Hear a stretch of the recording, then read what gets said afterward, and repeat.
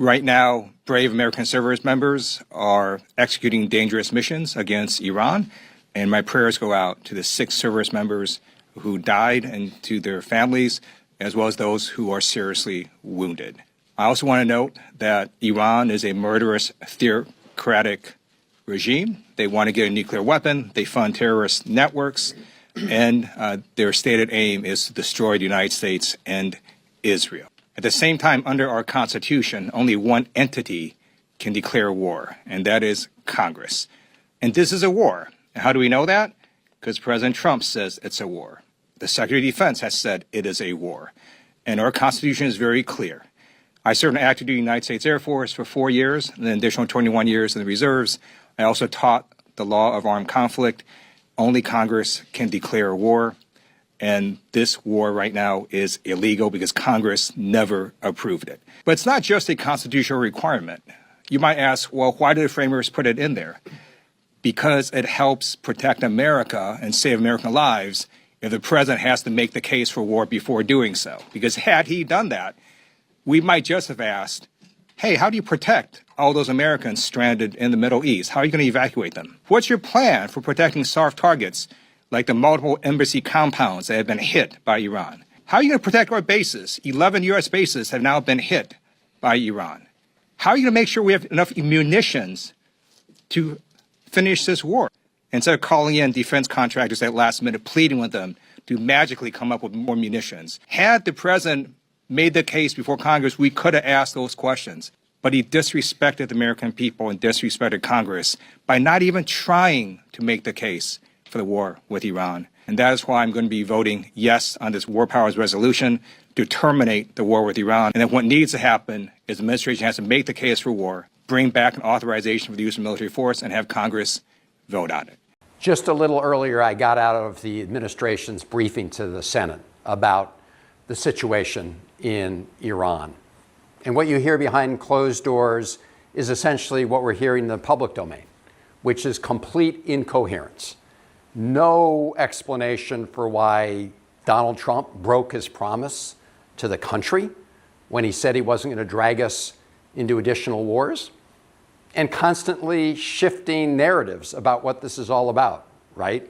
Even today in the Oval Office, the president was spinning all sorts of rationales. On the one hand, they say it's to go after Iran's nuclear program. We know Iran has no nuclear weapons capability.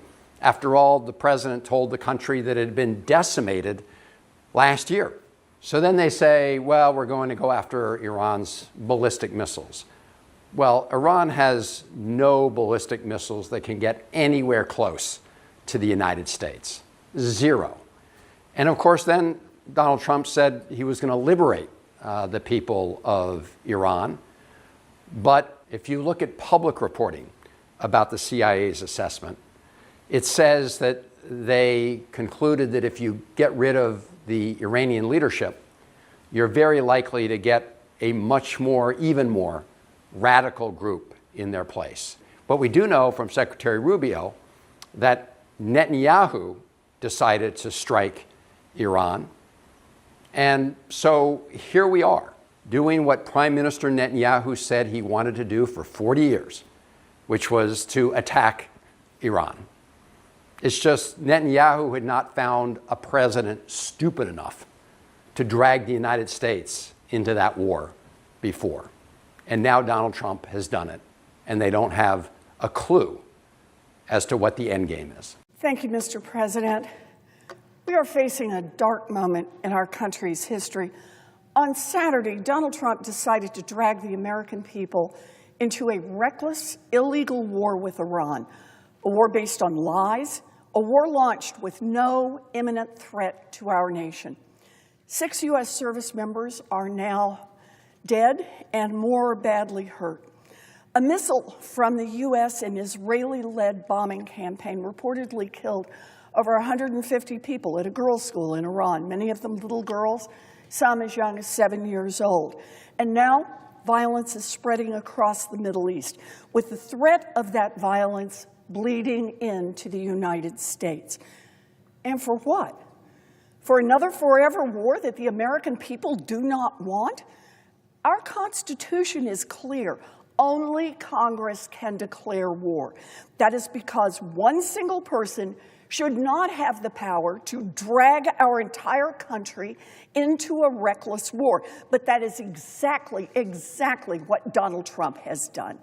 He has given prepared remarks. He has spoken to the press. And yet, even after multiple bombing runs and the death of American service members, Donald Trump cannot give a single clear reason for this war. Why are we at war? Donald Trump has dozens of reasons and ultimately no reason at all.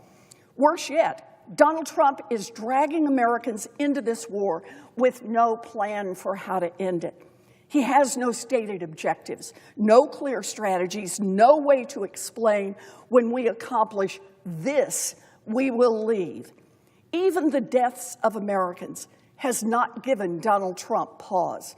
Instead, he doubles down. Every hour, the Trump administration feeds us shifting justifications for this war. Every hour, he contradicts a justification that he used earlier. Donald Trump said that Iran has restarted its nuclear program, but Donald Trump's own officials have said that is not true. Donald Trump claimed that Iran is developing long-range missiles that will soon be capable of hitting the United States. That directly goes against what his own government has claimed. As recently as January, the Trump administration said they would not engage in any regime change wars. And now they are calling on the Iranian people to rise up and change their regime. Khamenei was an authoritarian dictator who has the blood of Americans on his hands. But killing one leader does not topple a brutal regime. The next leader could be just as bad or even worse. And Donald Trump's deceptions keep right on coming. In June of last year, Trump bombed Iran and claimed that Iran's key nuclear enrichment facilities had been, quote, completely and totally obliterated. Completely and totally obliterated. And now Trump is telling the American people that he had to attack Iran on Saturday because Iran posed an imminent threat based on their nuclear capabilities. Both of those things cannot be true.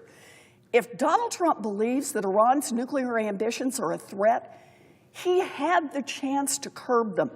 In fact, the United States had a deal that would have prevented Iran from getting a nuclear weapon. That was President Obama's nuclear deal with Iran. And Trump ripped up that deal and got nothing in return. Instead of doing the hard work of diplomacy to prevent Iran from getting a nuclear weapon, Trump is lying to Americans while dragging us into yet another reckless war that is costing American lives. Already, 6 U.S. service members have been killed and others have been seriously hurt in these attacks. My heart is with these service members and their loved ones. But Trump just doesn't seem to care. In fact, he said he's not ruling out sending U.S. ground troops into Iran. He even said that while every president says, quote, there will be no boots on the ground, he doesn't say it. He's proud of the fact that he's willing to put American lives at risk for this war of his own choosing. It is truly horrific. The ripple effects of this violence are even broader. Protesters in countries across the world are storming U.S. embassies and threatening the lives of State Department officials. American citizens living in the region are now in the middle of a war zone, in danger and unsure if they can make it home safely. And the violence is spreading. Iran has attacked at least 9 countries since the Trump administration and Israel started this war on Saturday, putting more American service members and more American civilians abroad at risk and threatening to destabilize the entire region. I disagree with Donald Trump. But I understand that he won the 2024 election. But when he ran in 2024, he said repeatedly that he would be a peace president. He ran on a platform of no more wars. He said he would be a president to stop wars, not start them. And Americans believed him. But now we face an ugly reality. In the modern era, no American president has ordered more military strikes against as many different countries as Donald Trump. None. Donald Trump's disregard for human life seems to have no bounds. I want to make one more point here, and it's about something that's very personal to me. All three of my brothers served in the military. My oldest brother served off and on in Vietnam for 6 years, running 266 combat missions. I remember the fear our family felt with every late-night phone call or official-looking letter. Could my brother be hurt? Could he be dead? It is still hard to find the words to describe the pain that we put American families through when we ship a generation off to war. Mamas are worried sick that their sons or daughters will not make it home. A new generation of veterans will have to live with the horrors of war, live with the trauma of witnessing innocent victims of war take their final breaths, live with their own injuries and prolonged recoveries. The people who will be asked to sacrifice their lives are the American people. It won't be Donald Trump. It won't be Pete Hegseth. It will be our sons and daughters, our nieces and nephews, our grandchildren. Trump is right to note that people die in war. That happens as surely as night follows day.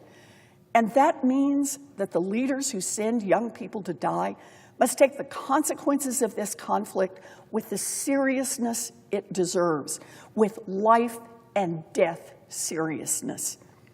Instead, Trump and his team seem to be treating war with Iran like a game, as if Commander-in-Chief was a costume and Secretary of War is a fun pretend title, and the lives lost are just numbers on a board with the title Operation Epic Fury.